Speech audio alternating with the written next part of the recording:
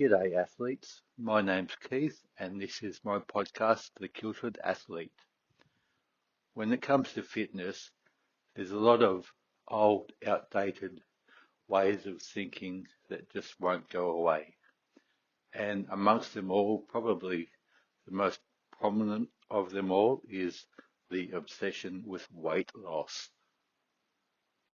I'm talking the belief that the most important thing of all when it comes to fitness is achieving a particular number on the scales and having the scales dictate your your health and fitness, your diet, your training, all coming down to the scales. And look, spoiler alert, this is absolute nonsense.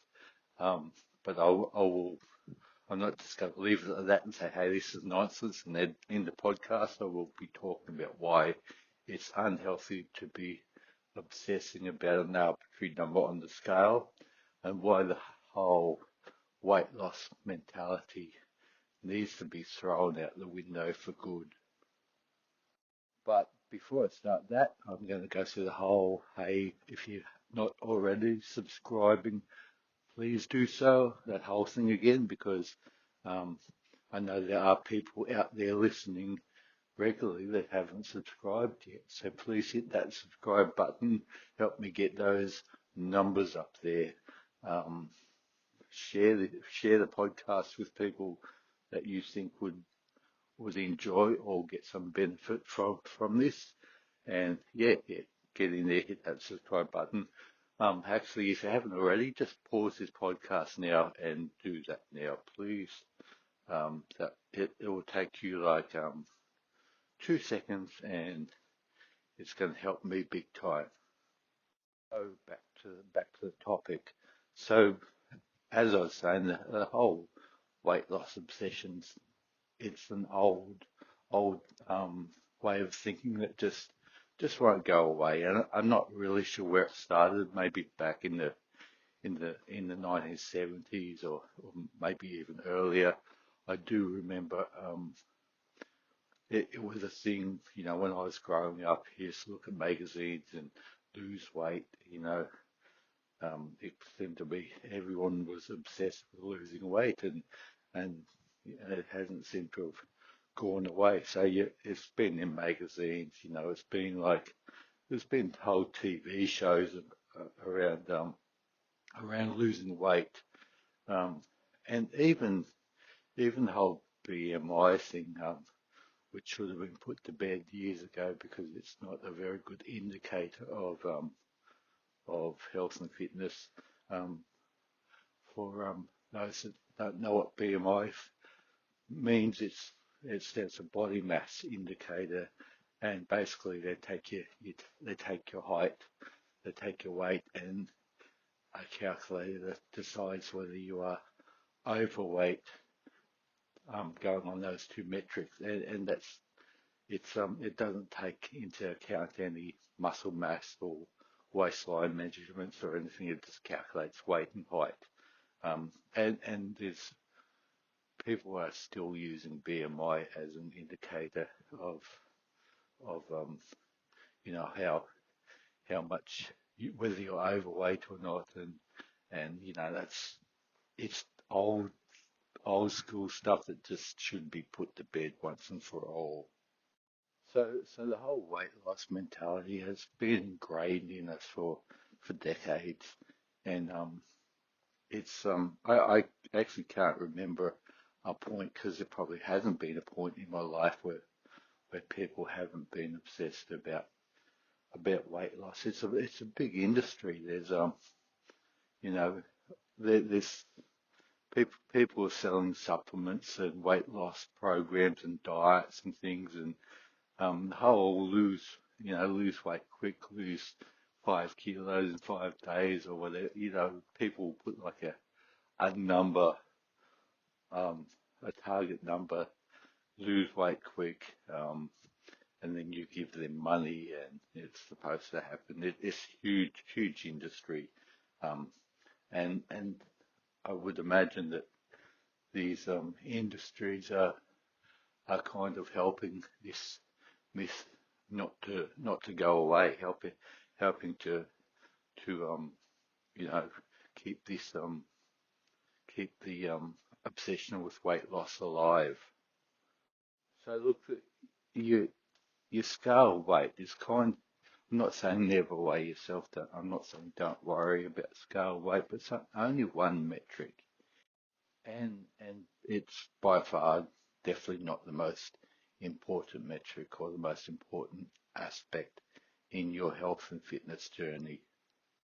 So as a personal trainer, it's something that I have trouble like getting people out of this mindset that that losing weight is not the holy grail of fitness, not the holy grail of health. And look, there are people that definitely need to lose weight, but losing weight um shouldn't be the term, the go-to term, because it's part of a bigger picture.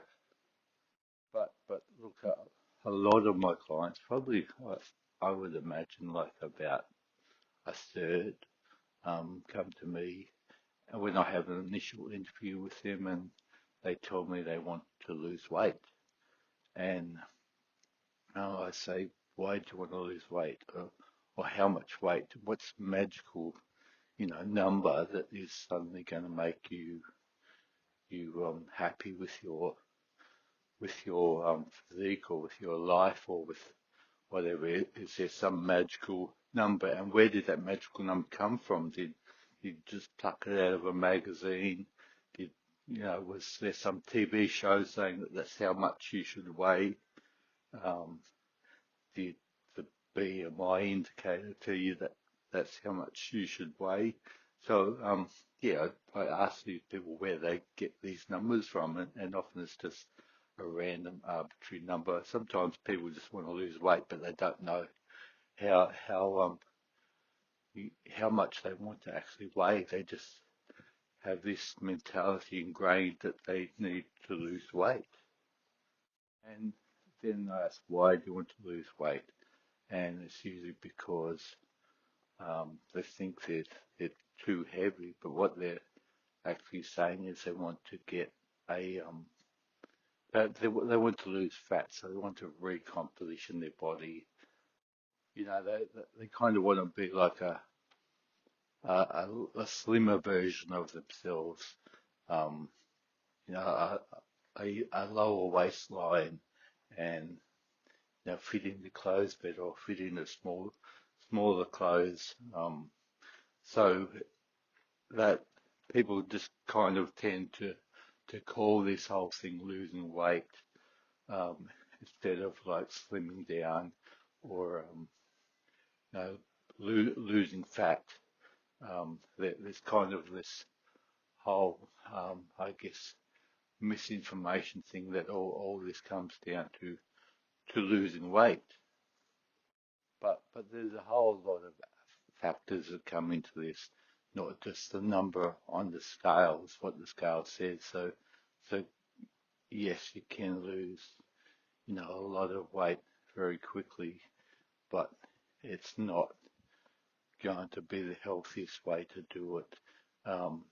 And you're probably going to be losing a lot of muscle as well if you're dropping a lot of weight in a short period of time.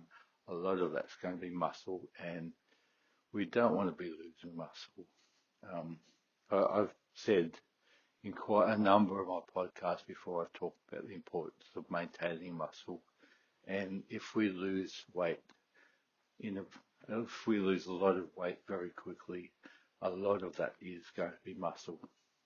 So I'm going to use an analogy of like your wardrobe. Imagine if I walked into your wardrobe and it was packed full of clothes. It was like bursting at the seams with clothes, and you wanted to reduce the number of clothes in your wardrobe so there'd be more room in your wardrobe. So I could walk in there and I could just like take out, randomly take out half the clothes and throw them in bin. And you've instantly reduced your wardrobe by by half. So goal achieved. But then you tell me, hang on, I needed some of those clothes.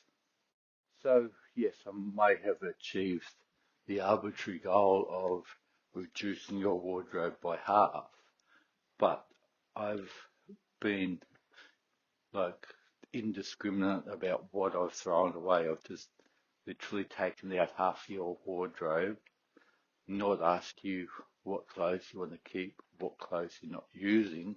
I just walked in there, taken away half your clothes, chucked them in the bin. So I've you've achieved your arbitrary goal, but practically, um, you've got there may be clothes there that you need, so you're going to have to go and buy those clothes again. Um, so that's kind of a bit of an analogy about the whole weight loss process. So I can easily tell you to lose weight, you need to cut your calories by whatever percent. You need to, run 5 kilometers a day, whatever, and you're probably going to drop big amounts of weight pretty quick. But um, like me going into your wardrobe, taking away half your clothes, um, you're going to be losing a lot of muscle mass. So if you're losing weight really quick, you could be losing 50% of that weight could be muscle mass, and we don't want to be losing muscle. And people argue with me when I say that. I go, well, that's all right, because that means I'm losing weight. I don't care whether it's muscle and fat. I want to lose weight. They're just, all they're caring about is number on the scale. So that they don't seem to care where the weight's coming from. But if you're losing, if you're losing muscle along with fat, um, you're firstly you're going to put yourself at risk of injury. You're not going to have all the benefits of having a lot of muscle. So I've mentioned in quite a few podcasts how important muscle is to have. Muscle is going to help prevent injury. Muscle is going to help support your body. It's going to support your posture. It's going to make you strong. So it is important to hang on to muscle. Um, so you don't want to be losing this in with all the other weight that you're losing. So you don't want to be coming along discriminately and just like throwing out all the weight.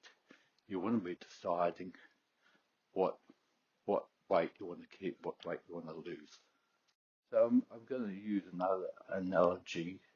So if we all know what a kettlebell is, it's kind of like a weight that's got a handle on it, like a ball weight, kind of like a steel ball, got a handle on it.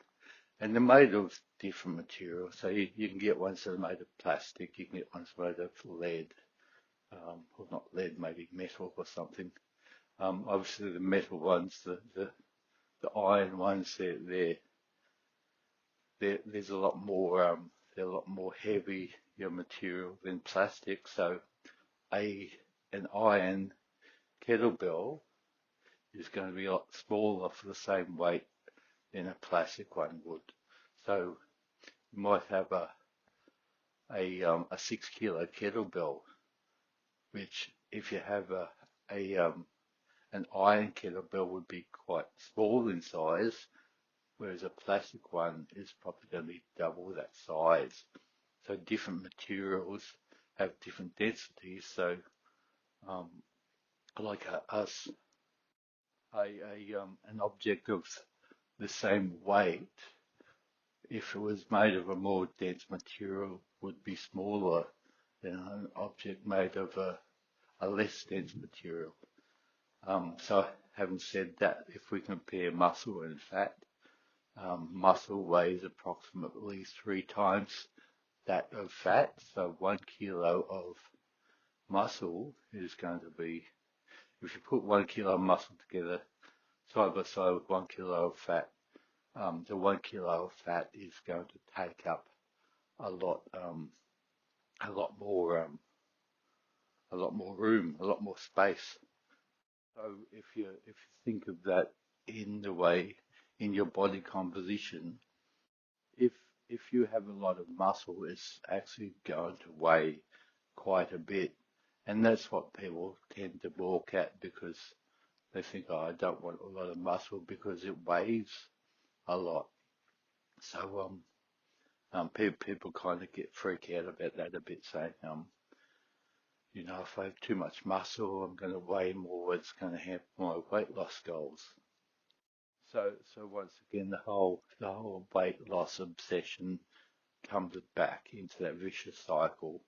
Um, so people are trying not to put on muscle because they're scared it will make them heavier. Um, so if we just stopped obsessing about that number on the scale, that would not become an issue. We'd be focusing on what's more important than the overall weight loss instead of kind of obsessing about that, once again, that arbitrary number on the scale. Now let's talk for a minute about how we lose weight. So we all know, or we probably should know, it's simple mathematics that if you eat more than you use, you're going to put on weight. If you eat less than you use, you're going to lose weight. That's a simple part of it. Simple maths. There's no way of there's been arguments that people have argued saying that that's um, not true, but you can't argue with the maths. That's the simple way of putting it. There's a lot of other complicating factors, but simply put, um, if you eat more than you use, you're going to put on weight. If you eat less than you lose, then you use, you're going to lose weight. Just like your bank account, if you've got a bank account, got $100 in it, and then um, if you're getting $100 a week, if spending more than $100, your bank account is going to get lower. Spending less than $100, your bank account is going to get higher. It's the maths. You can't argue with that. So I guess people take that as like kind of, well, all I need to do to lose weight is to eat less. And yes, that's um, probably true in most cases if you're still burning more than you're consuming. So yes, if you burn more than you're consuming, um, but then once again we're going to go into the whole indiscriminate um, kind of weight loss where your body starts burning muscle as well as fat. Because what happens is your body's going to think, well, I need more energy, so where am I going to get this from? And it just like basically starts cannibalizing what's not being used. So muscle, fat, whatever, it's going to start using, cannibalizing that. And look, as I've said numerous times in this podcast itself, um, when our body starts burning its own muscle tissue, we start losing muscle, and that's going to cause problems. So that's kind of where weight training becomes even more important if you're trying to, I'm not going to say lose weight, I'm going to say cut or recomposition, because that's kind of that's the term that bodybuilders kind of use when they're trying to burn or reduce the amount of body fat they have, but maintain the amount of muscles they have, or muscles, the muscle tissue. We've all got the same number of muscles, but the the um, um the amount of muscle, um, it's often referred to as cutting by bodybuilders, um, and there's kind of a trick to this because hitting the gym and lifting weights becomes super important here. Because what you want to do is is make your body realize that you're needing that muscle, so don't take that away. Just like if I went into your wardrobe and I was going to rip out half your clothes, throw them in the bin, and you're there saying, "Hey, I need that shirt. Don't take that away." Um, so basically, by hitting the weights, by doing strength training, um, you're telling your body that you need those muscles. Don't take them away, and that kind of goes against what a lot of people think, because they think, oh well, I want to lose more weight, I should be doing more cardio. So they go to the gym and spend most of the time on the treadmill or cardio machine and um, lift a few weights, if any at all. But they kind of think that cardio is what's going to burn the calories, so they spend more time doing that. So they're not actually protecting their muscle against, your body eating away its own muscle tissue. So weights become even more important.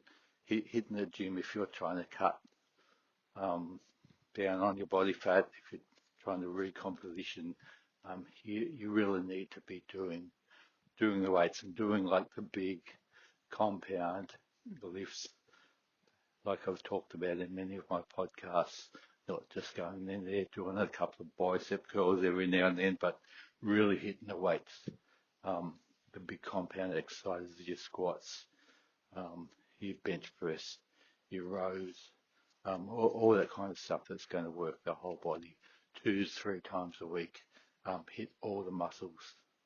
Um, yeah, so it kind of goes against a lot of people's way of thinking that I need to be doing more cardio if I want to burn fat. But look, if you're not doing it, you're going to be losing muscle, especially if you're on a reduced calorie intake. If you're starting to reduce your intake, your body's going to be looking for that energy source from elsewhere, and if you're not using those muscles, it's going to start taking it away from you.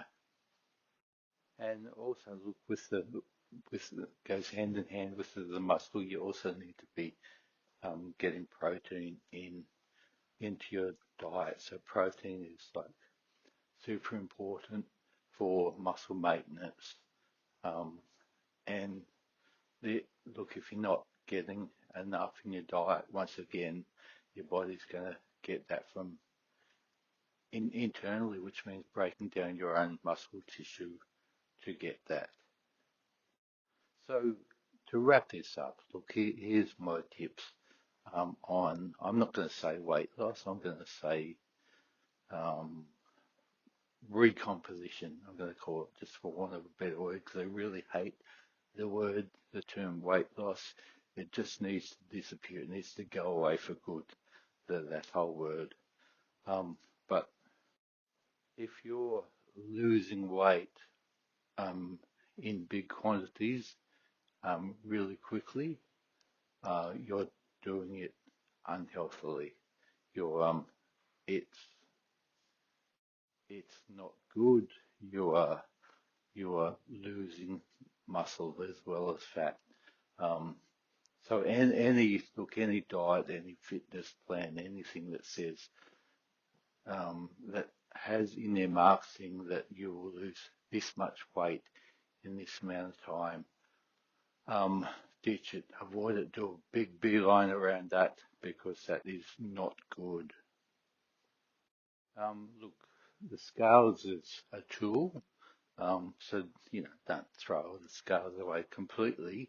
Weigh yourself every now and then, but it's only one metric in many other metrics, and a lot of other metrics are more relevant, more important. For example, your waistline measurement is a lot better indicator of how much fat you're carrying than the scale is. If your pant size is going down, you're obviously losing fat. If your pant size is going up, you're obviously gaining fat. And these are things that the number on the scale is not necessarily going to be a very good indicator of. The scale could be going up for me or could be remaining the same, but my waistline could be going down. So what that would mean is I'm obviously getting more muscle and but still losing fat. So yeah, the scale is not a good indicator of overall health and fitness. I'm not saying never weigh yourself, weigh yourself just the scale will give like a general guideline of where you are. I kind of I weigh myself once a fortnight, and it's because the only time I weigh myself is when I donate blood. I'm a blood. I donate plasma. I'm a donor, and when I go in there for fortnight, I one of the questions is how heavy are you? So I weigh myself. So that's the only time I ever weigh myself is once a fortnight when I'm donating. But look, you're gonna know if you're increasing or decreasing your the fat that you're storing because your pants are gonna not fit you. They're either gonna get bigger or they're either gonna get like tighter or looser or remain the same, and that's an indicator of where you are with your fat loss. Also, your your muscles are going to start standing out more. So I mentioned in a previous podcast about having a six pack. That's actually about having less body fat, um, and your muscles actually stand out more. And look, that's another obsession people have is with the six pack. I actually did a podcast a few months ago about do you is a six pack really important? And spoiler alert, no, it's not. But yeah, if you want to scroll back through my episodes and check that one out, that's another that's another kind of fitness obsession that people kind of obsess too much about. So check that one out if you like. So keep up the weight training, especially if you are on a reduced calorie diet, because yeah, you need to maintain that muscle. You need to be telling your body not to take that muscle away because you're using it. And don't get sucked in by the marketing.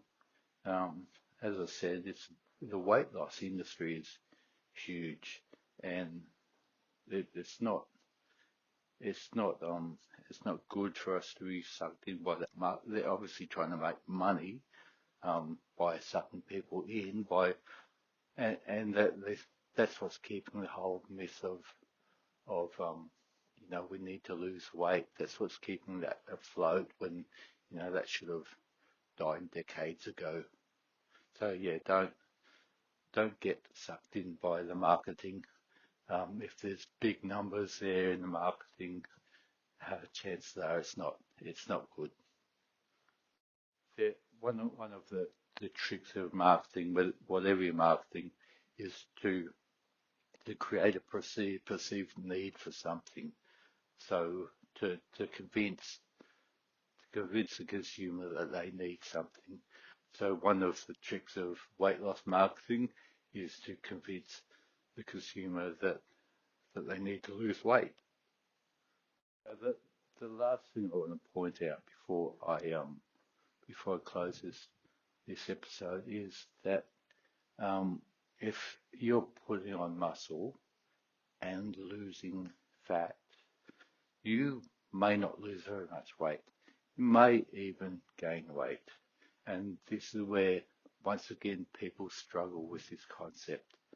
Um, I once had a client, a lady, came to me. We did some weight training. Um, we did some boxing, did a few other um, training sessions, and we've been doing this for months, and she was like looking great. All the friends were commenting about how great she was looking.